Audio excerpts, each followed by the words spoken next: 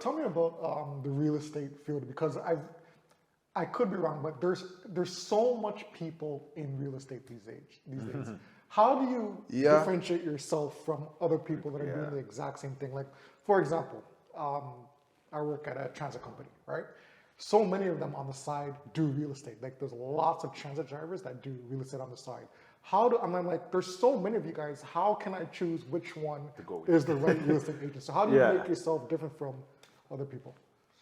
I would say, like, I would try to put myself in front of them and talk to them. So I would, if I had a chance to speak to them or let them know like why they should choose me. If I get, usually like I farm an area, so like I know that I'm not going to be able to work with everybody, and I don't want to work with everybody. So like when I try to differentiate myself, I try to show them my experience. That's right. I show them that like I'll be able to like take your calls. I'll be able to see you. I have time for you. I'll be able to like, cater to your needs. Plus, it helps with your construction and your lawyer background, right? Yeah, and then I'll tell them that. A lot of real estate agents don't have that. Right. Don't have that on their resume. But what I learned is that like people will just go with who. There's some people like I realized. Okay, there's people that will interview like 5 agents or 3 agents or 1 agent. Like sometimes, like most of the times, I'm usually like, I don't know the stats behind it, but like if you hired me, like if you called me to come see if, okay, I'm gonna sell my house or I'm gonna buy my house, I usually get referrals. So the referral network I have is big. So like, even if I don't put out flyers or anything, I'll still probably do 20, 30 deals a year just from like people refer me because of the service I've given them even from 10 years ago. Wow. Right? So now the way I differentiate myself, I would say is like, when you're buying a house from me, you're getting an experience. Like I'm going to teach you. You might become a real estate agent after because you're going to learn so much from me. I'm going to teach you, I'm going to hold your hand, and I'm going to make sure that you feel like you're not getting ripped off. You know every single thing that you're going through. Yeah. And before you even start, we're going to make sure you're pre-approved and you know the process. Right. So going back to what you said, not only are you helping people out in their current position, but you're helping them out for the future as well, for the longevity. 100%. And that's what I tell them. I'm like, I'm going to set you up right now so that this, like, you know what to do in 5 years, 10 years, 20 years, 25 years, 30 years. Amen. Right? So I would say I would differentiate myself, like just to close off, is that I'm going to like not deal with you as a transaction, but I'm going to like try to deal with you as a person on a personal level where it's going to be life-changing. Gotcha. You know? Correct me if I'm wrong. No, go. Correct me if I'm wrong. So right now, I'm seeing it more like a buyer's market. Do you agree? Or yeah, I agree with you. So housing right now to me is almost dirty cheap. I wouldn't say dirty cheap, but it's cheaper than it was during the COVID days. Absolutely. Do you think times are going to change within the next couple of years? Do you think it depends on the economy? Do you think the way that rates are sliding down slowly and slowly, do you think we're going to get back to that 1 point level? Maybe the target is like 2%. So right now the Bank of Canada is lending at 2.5%. So we have a rate announcement in the end of October and in December. So if they drop it like a quarter point, like 0.25% more. So even though it's been dropping, the confidence has been dropping as well in the Canadian real estate economy with buyers, right, and investors. But smart money always moves when there's fear in the industry. So what I mean by that... Rewind. Say that one more time. One more time. Those are words of genius. Say that one more time. Smart money moves when there's fear in the market. All right. So what I mean by that is that like right now there's a lot of speculation, there's a lot of fear, but there's so much deals out there. There's more power of sales than there's ever been.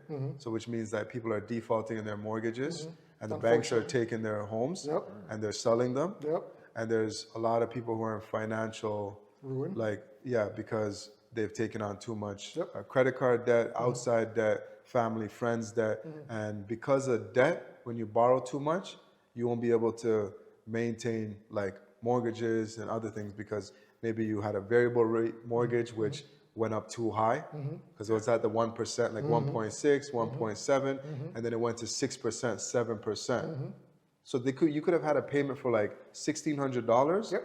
and went up to like $7,000. So Speaking truth.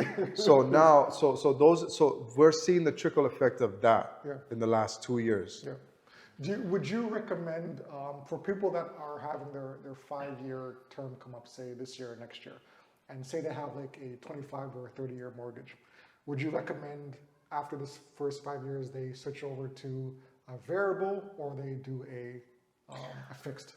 Right now, the smart thing to do and what to consider is, since we're seeing that the banks are projecting cuts, to take a variable rate mortgage. And when you take a variable rate mortgage, as the rates drop, you want to watch it and say, okay, this is low enough for me to say, let me go in and lock in for the remainder of the term that I have.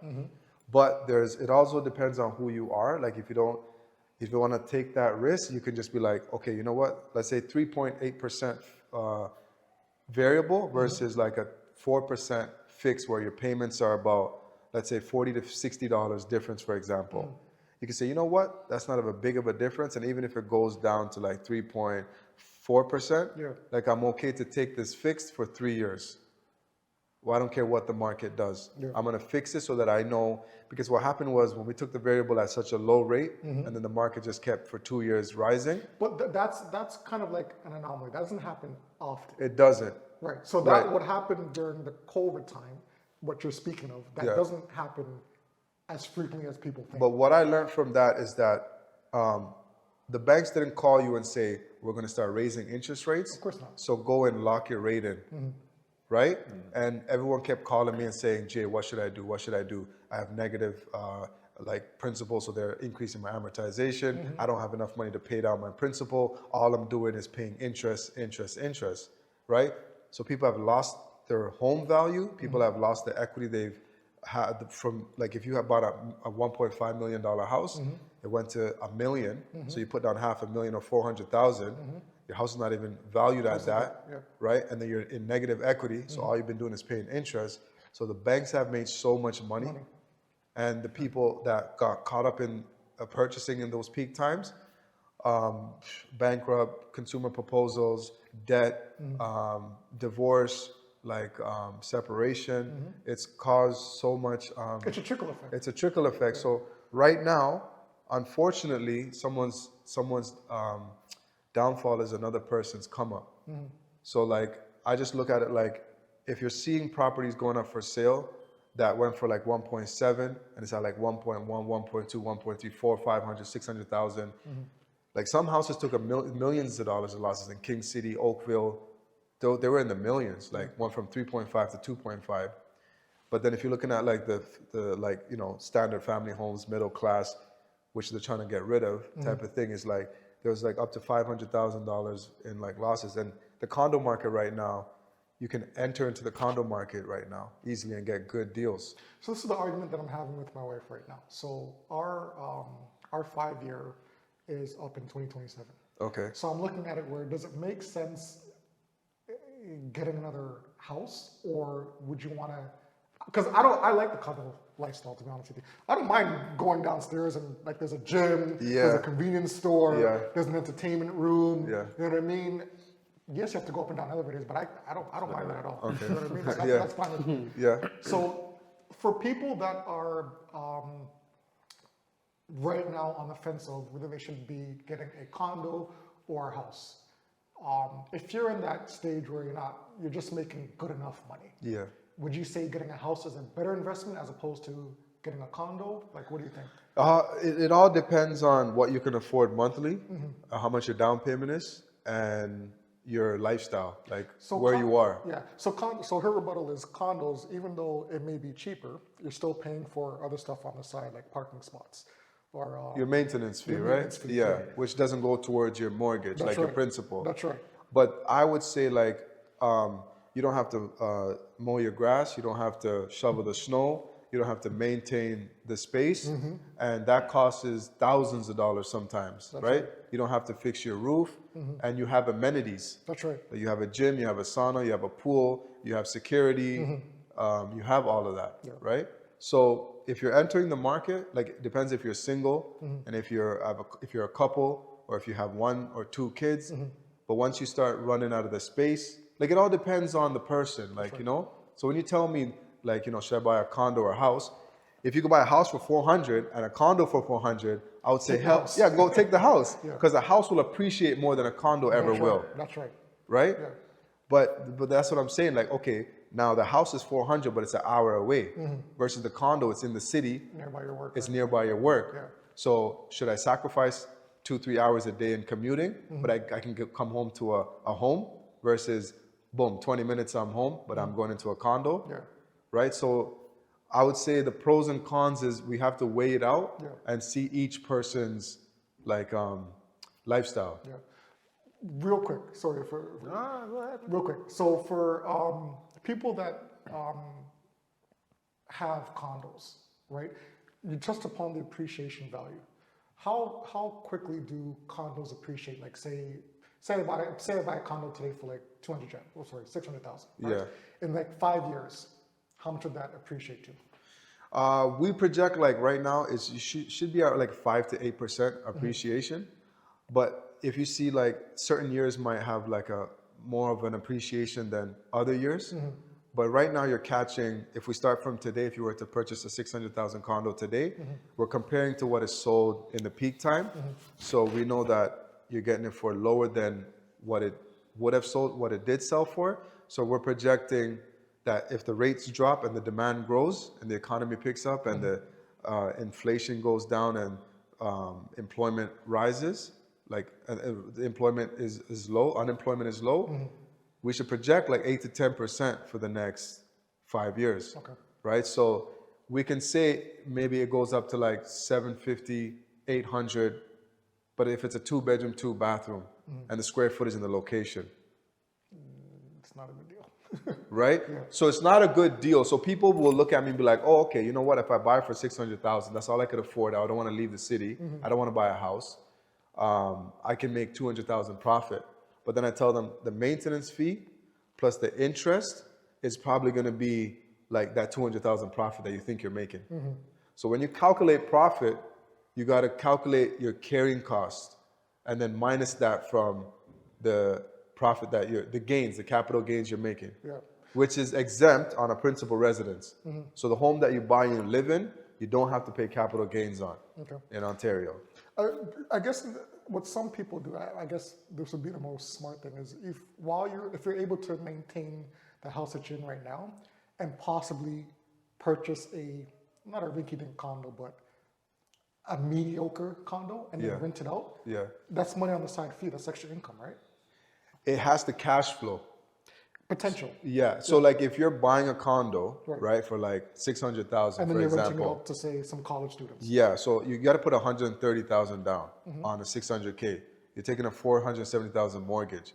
Your payments might be like 2,500 with maintenance fees. Let's say your expenses are about 3,000 a month. That condo has to rent for 3,000 a month to break even.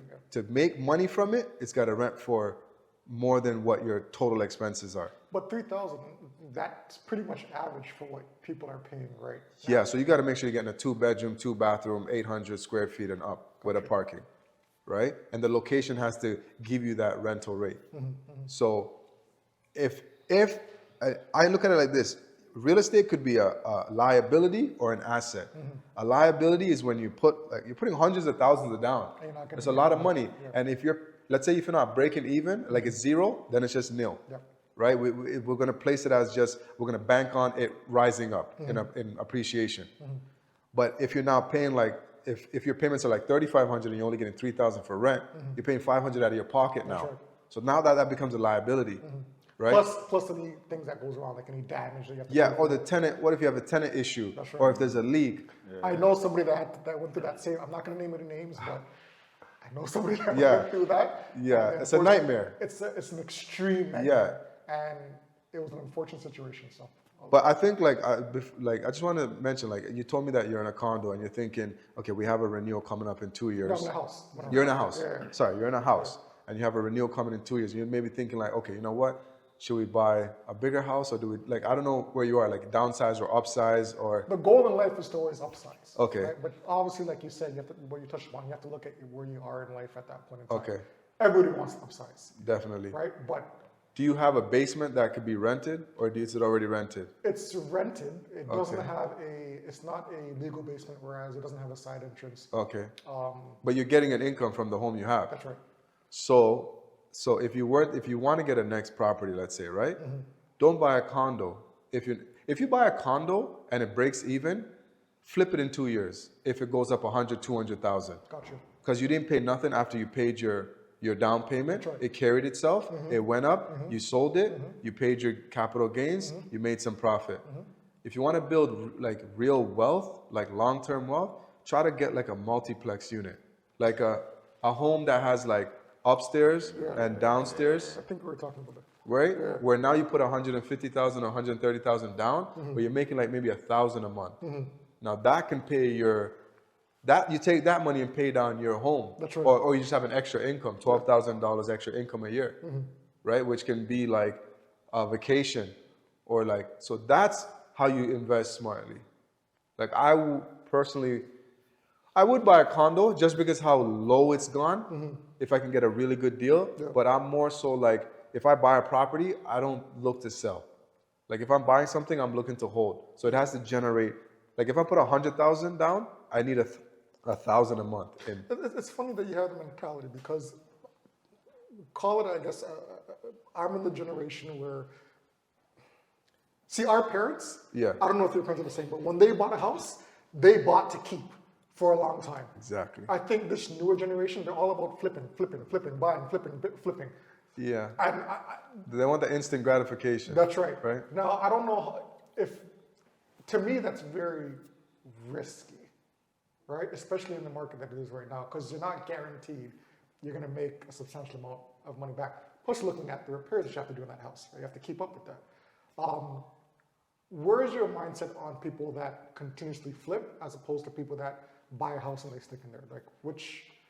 Like I have clients that buy and like they buy and live there and they sell every 2 years because they're working regular jobs, but the money that they make from their home is what they kind of like do all their extra stuff with, like invest in stocks and crypto and businesses and their children. Is that a safe route, you think?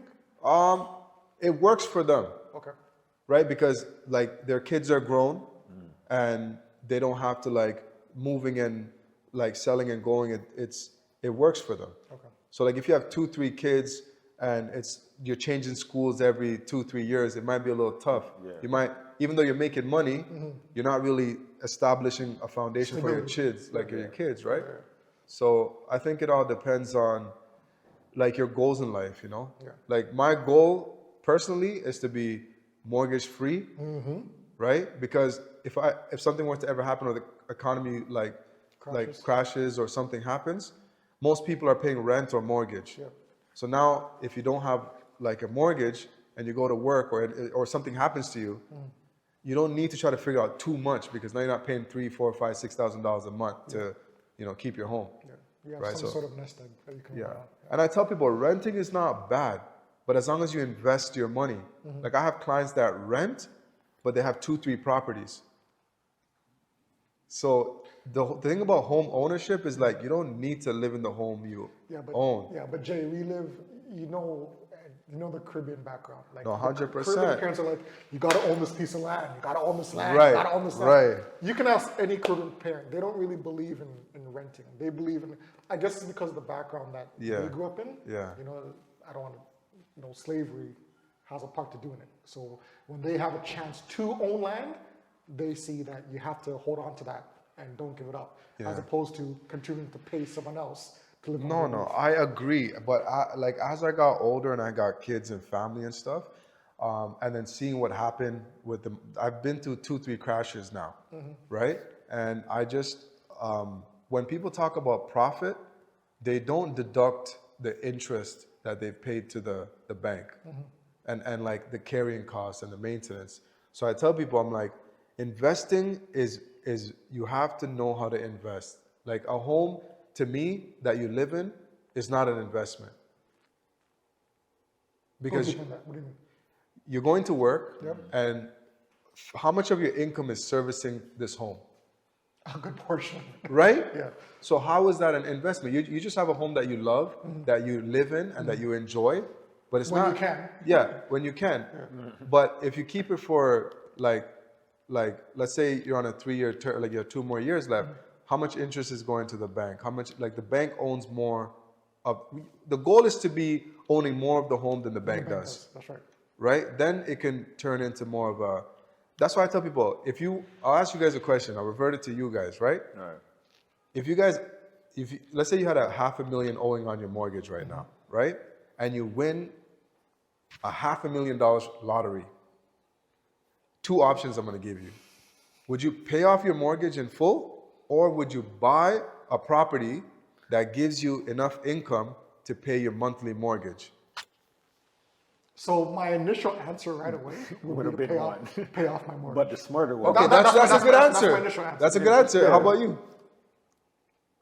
Remember, this thing has been hanging over your head. Okay, that's your answer. What's your answer? Let me break it down a little bit. Like you're buying another piece Number 2 of. would probably be the smarter one, because you can still continue, you can still pay off and still keep making money. Okay, so you're gonna go with number 2. I go with number 1. If I'm There's no if right I'm thinking of it right, if I'm thinking the right way of it, I would do number 2. I'd get another property and make money off that to help pay off what I have, and then once that's paid off, I can still continue because I have. Now you have 2 properties. I have 2 properties. Yeah. Okay. I can still live in my one and do what I want with the other. That's fine. Smart. So I think both answers are like, it depends. Like your thought process was different than his thought process, right? Like I look at it like as you get older, like you might not want to take on like maintaining a property. Yeah. And like it takes like knowledge and skill to like buy the right investment. But I did a survey the other day and I asked about like 25 people the same question, and the ages was about 25 to 45, and everybody said buy a property that brings in income to pay off the monthly payment on their mortgage. Jerk. Right? No, but I looked at the age group. I looked at the age group, right? Yeah. And they want to build their portfolio, create like they want to buy another property and have an income generating. They were okay to carry debt. That was like the consensus. Like they were okay carrying debt, hustling, working. Because they look at the time. Yeah, but then the guys that were older said, no, hell no. I'm paying off my mortgage and I'm mortgage free. I can retire. Whatever I'm bringing home, That's where I'm going from. whatever That's I'm what I'm saying. bringing Like, home it all now depends, yeah. is my income that doesn't need to go to my house, and I've saved on all this interest that these guys are going to pay, which I don't have to pay. So when we talk about like age group and the decisions behind the answers, it's the stages in life you're in. Which so that's why I wanted to you guys to, if I get that same money, I'm paying off my house. No, that Right? But before, if you asked me this question 5 years ago, before I got married and all that, for me, I would have been number 2. Buy properties here, there, and get income, this and that. But then I started to look at the numbers and be like, okay, you know what? This doesn't make no sense. Pay off your houses as fast as you can. Because once you pay off your house, all the money you're making now you can save, now you can invest, and you can do other things than real estate. Like Bitcoin outperformed real estate in the last 10 years. Think about that for a second. Right? There's other avenues that you can look at that have created millionaires and billionaires. But everybody reverts back to real estate. So once they make that money in stocks, Bitcoin, and all these things, they go buy multiplexes, plazas, things that generate like real income. Right? So that's what I'm saying. Like there's no right answer. It all depends on the stage you're in. Right? Where you feel like, the first one too. oh, my house is paid, now I'm going to work, I'm happy. At the end of the month, I know what's coming, now my income is there, like what do I do? Exactly. Like you can actually plan to Right? do Now something the rental and do it. income, you'd be like, do I need to rent this or kick out my tenant? Right? So now you get more money. So once you can save more money, now you can invest. So the key here to everyone is like, once you can start saving money and you can be debt free, then you can start investing. Yeah. Knowledge. Jay, knowledge. Right? One piece of advice that you would give, just one final advice you would give new home buyers going into the market right now. If you had to pick one thing to do. Home buyers. So I would say get a FHSA account, like first home buyer saving account. So you can save 8,000 a year up to 5 years to 40,000. And when you withdraw the money, it's tax free and it's also tax deferring account. Okay. So you can write that off each year. It works differently than TFSA and RRSP. So it's like if those two combine with their benefits, you got the FHSA account. You can go to your bank and open that and put your money in there. The only downfall is that you can't, like if you already have 40,000 and you're ready to buy a home, it can't all go in there at one time. They have like a contribution limit. So what I would say is have like a GIC, open cashable GIC, and put like some of the money in there. Put the money in FHSA account.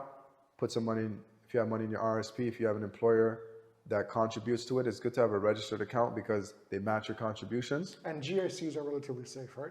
GICs are relatively safe. They accumulate, like they accrue interest at like 3.5% to 5%. So your money's not just sitting there, it's growing a little bit. That's right. And then if you have a TFSA account, you can put it in there. If you want to put it into like top 5 companies like Nvidia, Tesla, or S&P 500, things that like proven to grow, like let's say S&P 500, things that proven to grow like 10% a year. Yeah.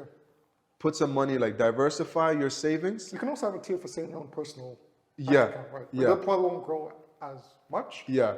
But you can Yeah. also do that. So I would say like those are your safe bets to like keep your money in. And then if you qualify to buy a home, like as a first-time buyer right now, you can enter into the Greater Toronto area again because prices have really, before Greater Toronto area like Toronto was very expensive. Yeah. And that's why the outskirts started booming because everybody started buying on the outskirts. Yeah.